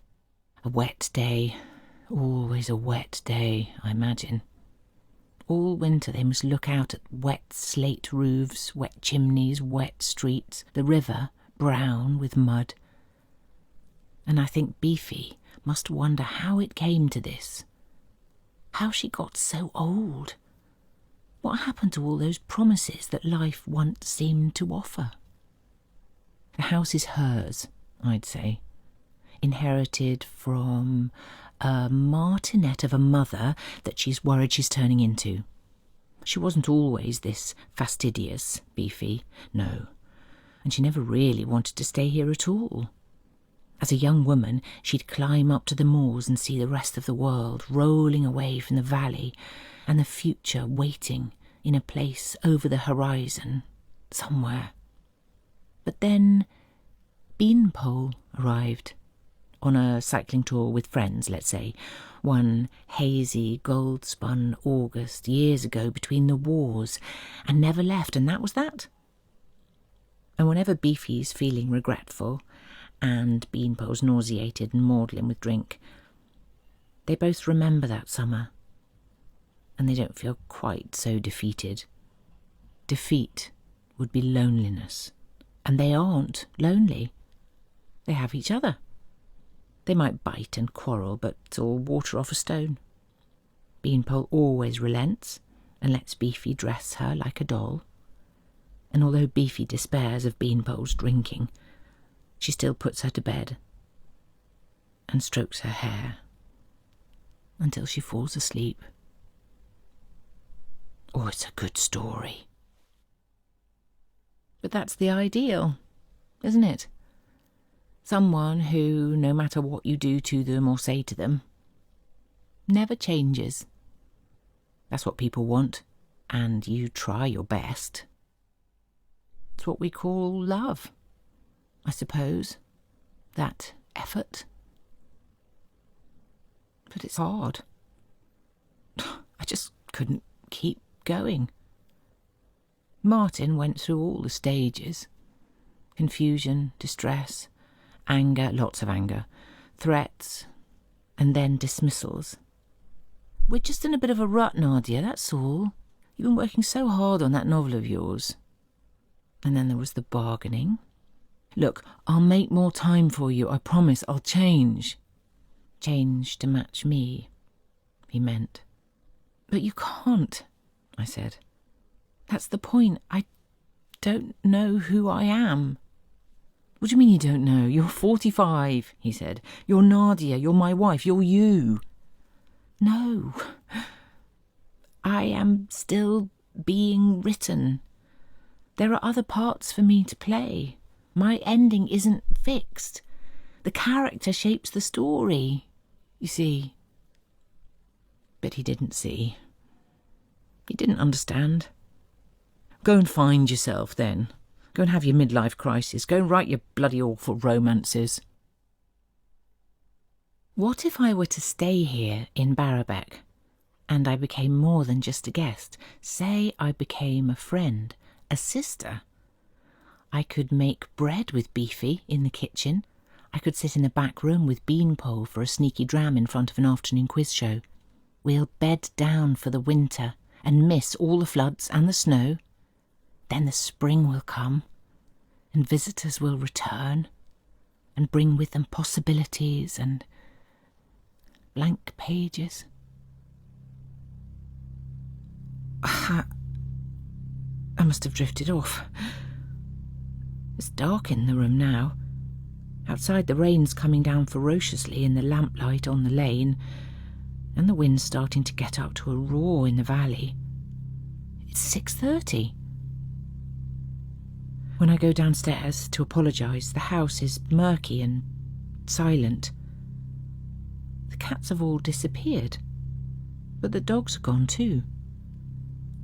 It's hard to imagine the sisters being able to take such lumbering things out for a walk at the same time, but they must have done, as the front door's locked. Likewise, the back door in the scullery, which is littered with straw. But there are no rabbit hutches here, only stacks of dusty boxes, cans and bottles. If they'd really wanted me gone at 5, they'd have come and woken me. I'd have heard them knocking, I'm sure. I'm a light sleeper. I know I am. I dream so often. They wouldn't have shut me in like this, unless they wanted me to stay. I can hear a dog whining in that private room down the hallway. They must have returned, the sisters. They'll say that the weather's too bad for me to leave, that I'd be better off waiting until it's eased off tomorrow or the next day. But it won't abate. It'll get worse. And that's how I'll end up settling here for a while. That'll be the turning point in the plot. "Is that you, ladies?" I say. It's the smell that hits me first when I open the door. A pungent animal stink, made stronger by the heat of the radiators. I can barely get inside as the furniture has all been pushed to the edges. And then I see it. In the middle of the floor is a huge mound of straw. A nest. I have to stand on a chair to look inside. Beneath a thin layer of thatch on the top, the animals lie, breathing deeply and slowly. The biggest dog pines in its sleep again and settles down. Next to it, the 2 sisters are curled up together in matching white nightgowns, deaf to the rain and the wind outside, too far gone to be dreaming even. I wouldn't wake them if I climbed in too. There's room enough for me.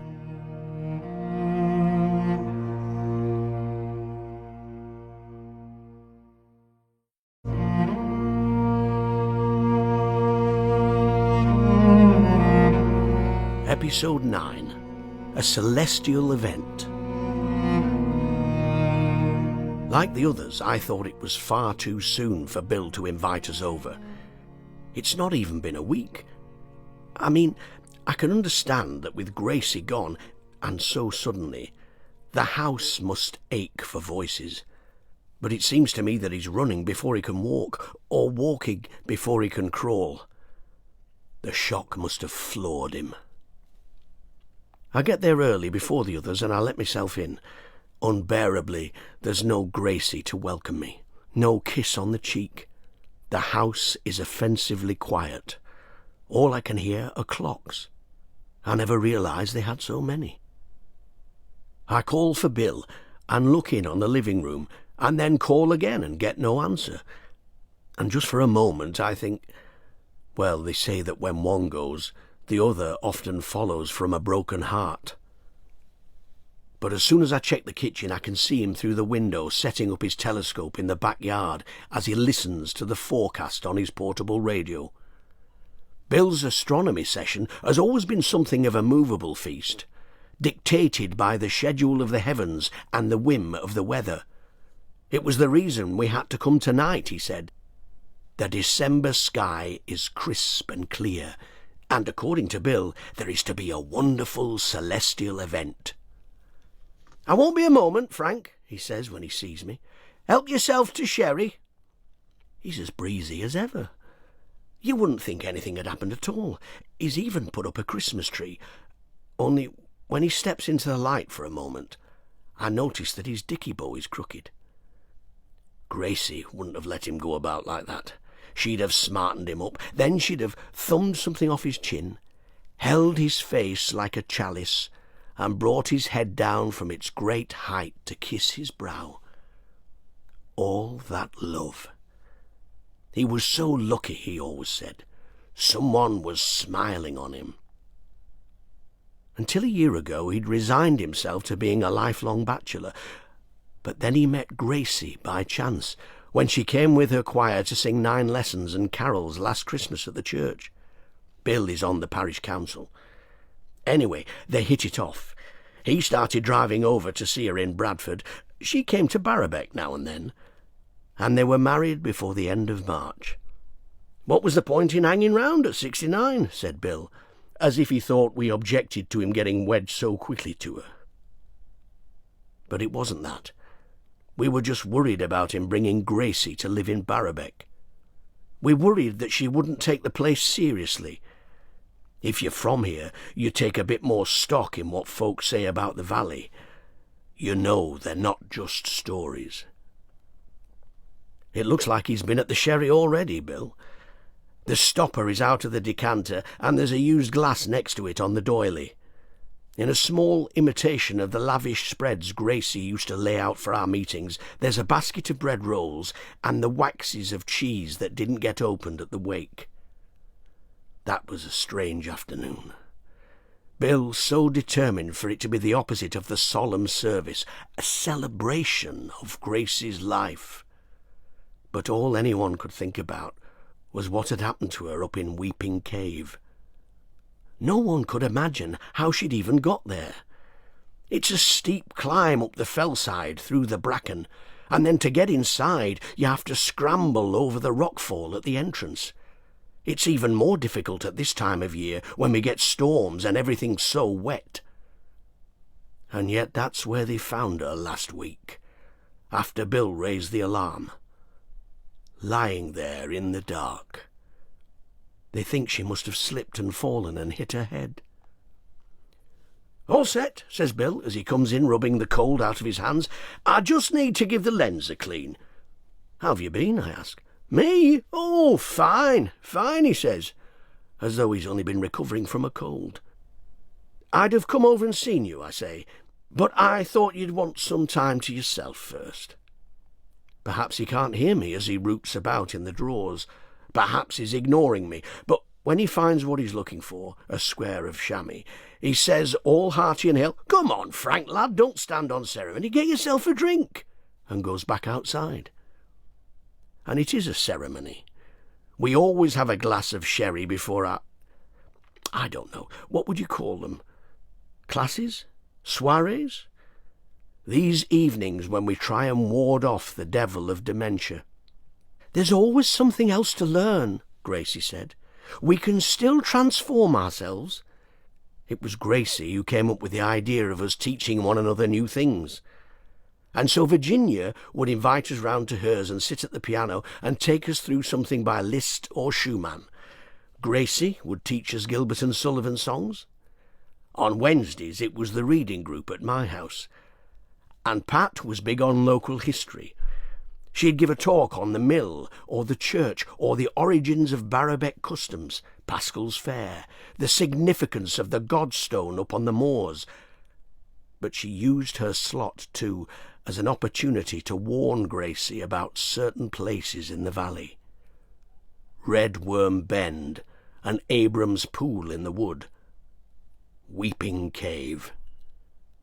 But Pat's earnestness only made her laugh, and she laughed even more to see the rest of us so serious too. "Weeping Cave, Bill," she'd say. "Come on." The doorbell goes, and Bill passes me with a squeeze of the shoulder to let in Virginia, who's wrapped up in a rainbow-coloured scarf, and Pat, who has on the black coat she wore to the funeral. They edge into the kitchen, making the same kind of small talk with Bill that I made, and smile and shake hands and swap meaningful looks. Is he really up to this, Bill? Should we have come?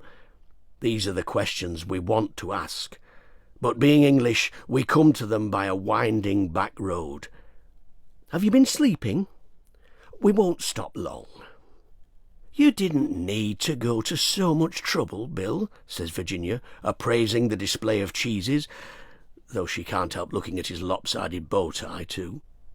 "Oh, it was no bother. I couldn't let you go hungry, could I? I'll get you a knife," he says, glad that he can busy himself. Pat picks up the decanter and pours out measures for herself and Virginia. She lifts a glass and almost makes a toast, but then thinks better of it. "I have to say we're all intrigued, Bill," says Virginia, trying to fill the silence, "about what you're going to show us." "I've been watching it for the last few nights," he says, going to the back door and looking up at the sky. "It's beautiful. You wait." He checks his watch and goes out into the yard, flapping the dust off the chamois leather. With him gone, they turn to me, wondering if I've said anything to him. I say no, and Pat seems disappointed. "But he's behaving as if Gracie's still here," she says, watching the lights blinking on the Christmas tree. "It's as if nothing's wrong." "He feels guilty," says Virginia. "It wasn't his fault," Pat says. "He couldn't have stopped Gracie going up to the cave if he didn't know she was going, could he?" "I don't mean that. I mean he feels guilty about bringing you here in the first place. What was he supposed to do, I say? It's not as if he could have sold up and moved away, is it? If any of us were ever going to do that, we'd have to have done it a long time ago, before the weather got so bad. Who's going to buy our damp green houses now? We're stuck here until the valley decides to finish us off." Pat sits down at the table and wipes her eyes. "One little slip," she says, "and that was that." "Perhaps it was for the best that she didn't come back out of the cave," said Virginia. "No, don't look at me like that. You know I'm right. You of all people, Frank." I never told Gracie. Perhaps I should have done. Perhaps it would have made a difference. But when I was a little boy, our dog went missing, and my father spent a week going up and down the valley looking for it. On the last day he came home empty-handed still, and sort of vacant-looking. He didn't really say much, and I thought he just felt bad about not being able to find the dog for me. He'd have searched everywhere, I knew that. Even the places most folk avoided, Red Worm Bend, Abraham's Pool, Weeping Cave. He'd always been a kind man, never a thought for himself, a gentle man. But over time well, let's just say I've still got the scars. And I've known others in Barrowbeck who've changed like that. Poor Bill, says Pat, her sherry still untouched. He must be losing his mind. He knocks at the window and calls with the schoolboy excitement Gracie always teased him about. "It's time," he says. "It's here. Come quick and look." We put down our glasses and head out into the yard, the last of us switching off the kitchen light. On the edge of the village, away from the street lamps, the dark is pure, and the winter constellations are spattered across every inch of the sky. "There," says Bill, positioning Pat at the viewfinder of the telescope with his hands on her shoulders. "Can you see it? It's very bright." The rest of us look up with naked eyes. "They're all bright, Bill," says Pat. "The brightest one, I mean." "Oh, I don't know," she says, and makes way for Virginia, who squints and fiddles with the wheel and steps away equally mystified. "You have a go, Frank," she says.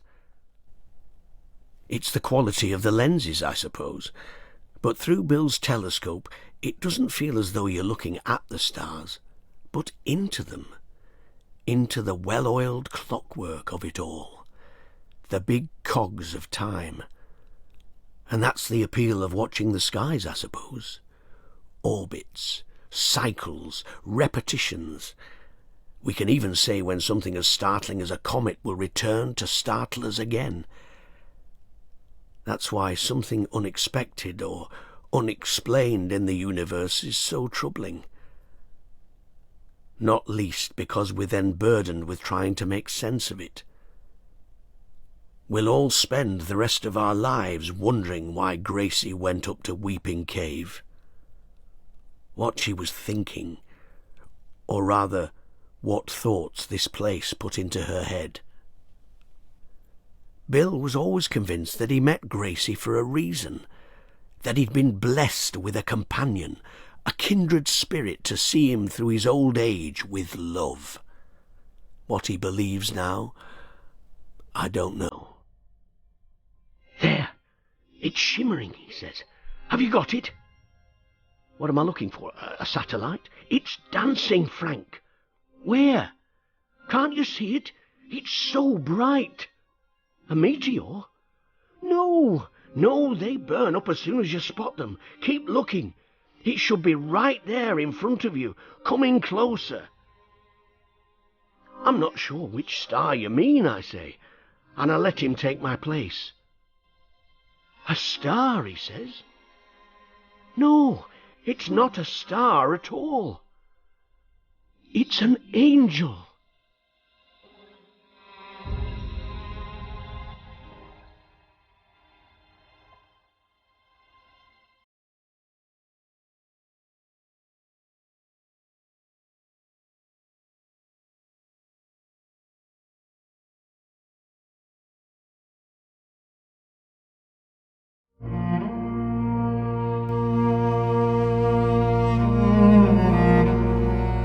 Episode 10, The Godstone, 2031. I must have been gone for a couple of hours or more by the time I get back to the house. As soon as Alistair hears the front door opening, he's straight out of the kitchen, spoiling for a fight, wanting to pick up where we left off. "For God's sake, Carrie," he says, "where have you been?" But his anger turns to confusion when he sees me helping the old man inside. "Who's this?" he says, closing the door behind us. "It's Benedict, from the village." "What's the matter with him?" "He twisted his ankle on the moor." "What the hell was he doing up there? What were you doing up there?" "Alistair, please," I say. "He's freezing. Get him something warm to put on." He goes up the stairs, shaking his head. It's just like me to bring home a derelict, and I steer the poor old boy into the kitchen to sit him in front of the fire. I've seen him around, Benedict, talking to himself in the village or struggling up the footpath to the moors. He looks threadbare enough at the best of times and certainly isn't dressed for a walk in the wilds today. He's soaked right through to his cardigan, silly sod. "Is he lost or something?" says Alistair, coming in with a blanket and some socks. "Are you lost, mate?" he says, speaking to him as if he's a child. "I have to get back to the village," says Benedict. There's not much time. Will you take me? Of course, I say. I've promised him 3 times already. It were gone, he says again. He's been saying the same thing all the way here. How can it have gone? I don't understand. He looks up at me with genuine fear in his eyes. Look, let me make you some tea, I say, and I wrap the blanket tight around his shoulders. What's he talking about? Says Alistair when he joins me at the sink. What's he lost? It doesn't matter, you'll only take the piss. Come on. A stone, I say. He was looking for a stone. You don't half-pick them, Carrie. Jesus. I couldn't just leave him there, could I? Why did you have to go all the way up to the moor anyway? We were in the middle of a conversation. He always calls them conversations. Isn't it a good job I did? I say. He'd have frozen to death if I hadn't found him. Alistair looks at me.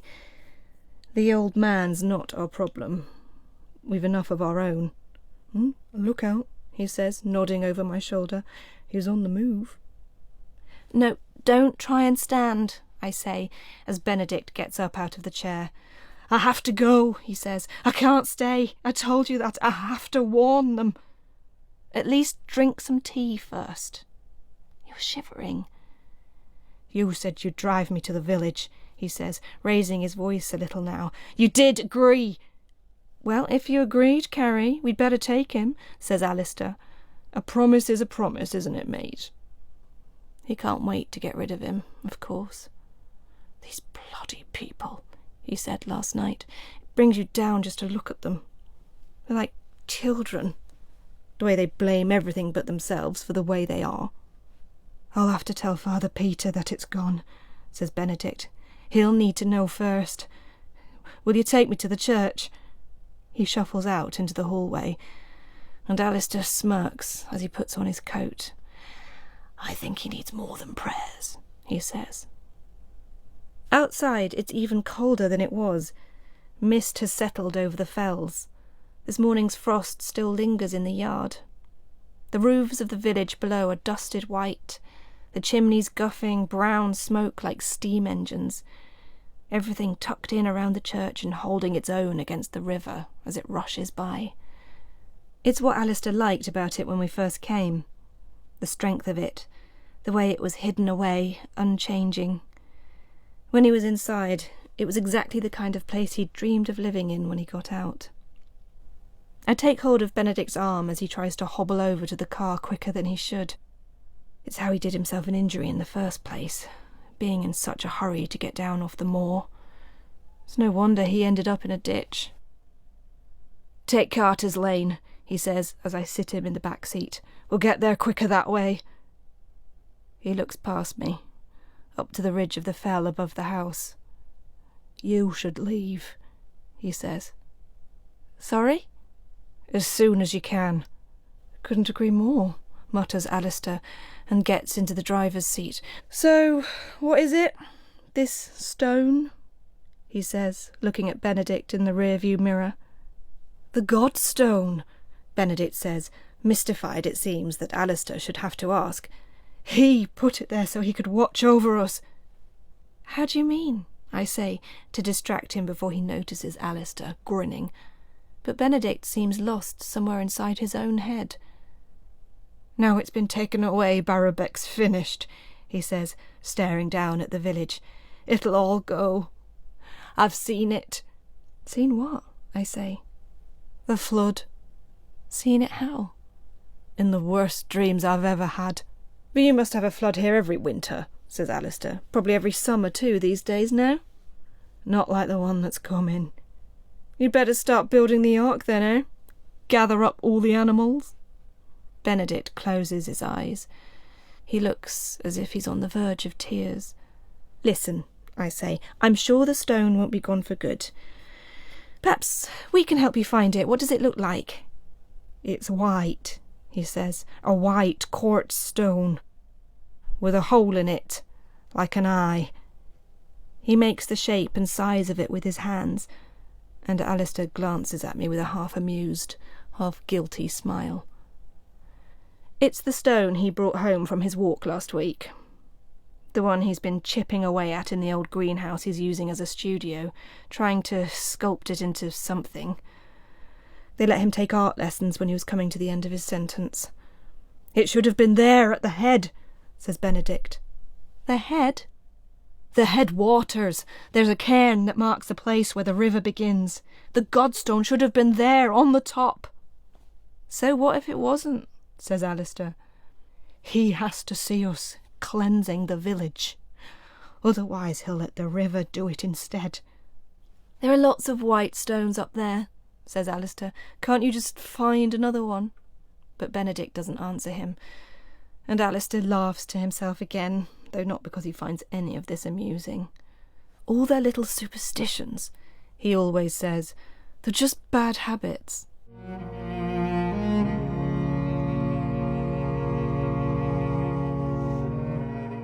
When we get down into Barrowbeck, there's a brass band playing, and the whole of the village is gathered on the other side of the green by the river. Throwing in the year, they call it.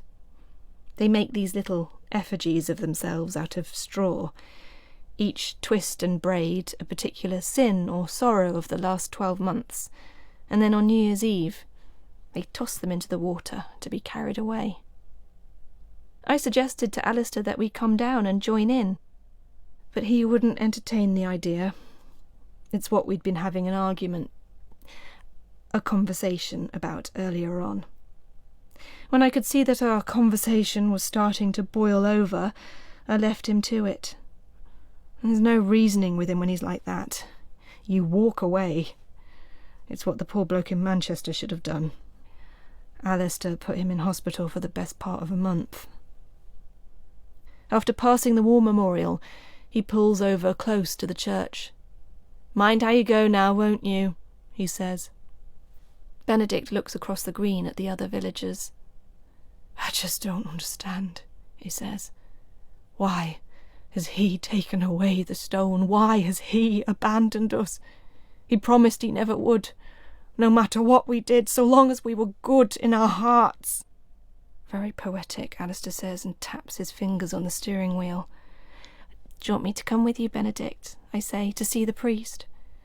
No, he says. "Don't wait around, whatever you do." "But you'll need an arm to lean on." "Look, Carrie, let the man go if he wants to go," says Alistair.